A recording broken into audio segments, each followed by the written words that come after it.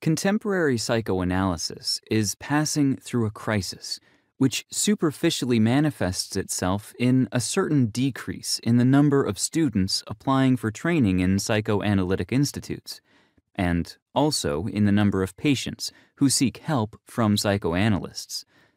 Competing therapies have emerged in recent years which claim to have better therapeutic results and to require much less time and, hence, of course, much less money.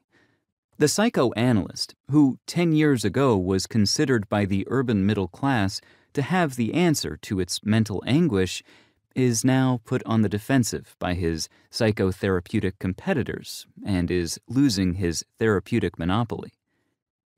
In order to appreciate this crisis, it is useful to consider the history of psychoanalytic therapy. Over half a century ago, psychoanalysis opened up a new field and, economically speaking, a new market. Until then, one had to be insane or to suffer from painful and socially handicapping symptoms in order to qualify for a psychiatrist's help.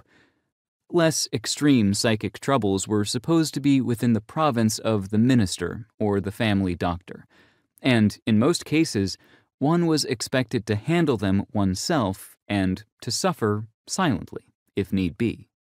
When Freud started his therapeutic work, he dealt with patients who were sick in the conventional sense of the word. They were suffering from aggravating symptoms like phobias, compulsions, and hysteria, even though they were not psychotic. Then, analysis slowly began to extend its method to people who traditionally would not have been considered sick. Patients came with complaints about their inability to enjoy life, about unhappy marriages, generalized anxiety, painful feelings of loneliness, difficulties in their capacity to work, etc. In contrast to past practice, these complaints were classified as sickness, and a new type of helper, the psychoanalyst, was to take care of difficulties in living, which until then had not been supposed to require professional help.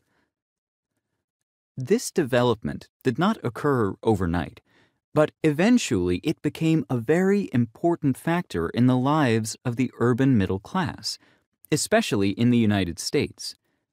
Until not so long ago, it was almost normal for a person of a certain urban subculture to have his analyst. A good deal of the time was spent on the couch, just as people used to go to church or the temple.